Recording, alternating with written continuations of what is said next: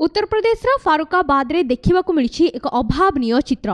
किछि शिशु को पणबंदी कर रखिथिबा जने व्यक्ति को पुलिस गुली करिथिबा बेले तार स्त्री को साधारण लोके पिटी पिटी मारी देइछंती।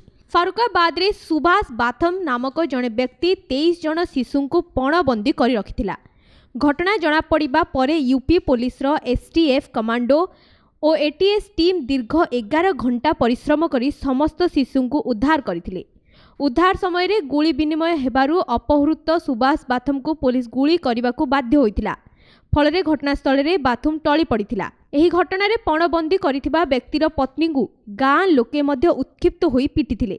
अत्यधिक माड़ जोगु तांकर मध्य मृत्यु घटिछि।